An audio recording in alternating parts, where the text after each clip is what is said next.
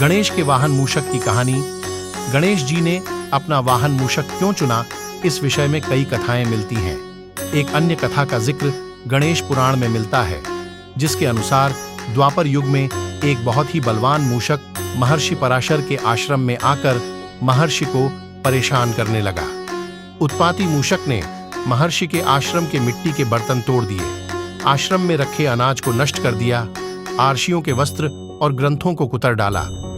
महर्षि पराशर मूषक की इस करतूत से दुखी होकर गणेश जी की शरण में गए। गणेश जी महर्षि की भक्ति से प्रसन्न हुए और उत्पाती मूषक को पकड़ने के लिए अपना पाश फेंका। पाश मूषक का पीछा करता हुआ पाताल लोक पहुंच गया और उसे बांधकर गणेश जी के सामने ले आया।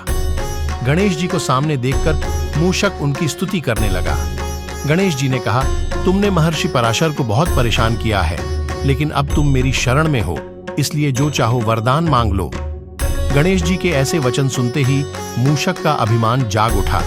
उसने कहा कि मुझे आपसे कुछ नहीं चाहिए, अगर आपको मुझसे कुछ चाहिए तो मांग लीजिए।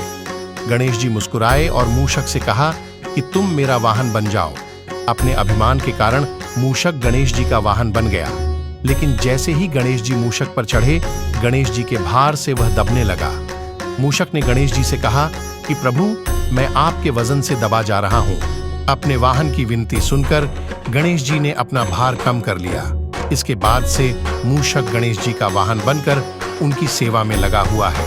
गणेश पुराण में यह भी वर्णन किया गया है कि हर युग में गणेश जी का वाहन बदलता रहता है। सतयुग में गणेश जी का वाहन सिंह है, त्रेता युग में गणेश जी का वाहन मयूर है और वर्तमान युग यानी कलयुग में उनका वाहन घोड़ा है।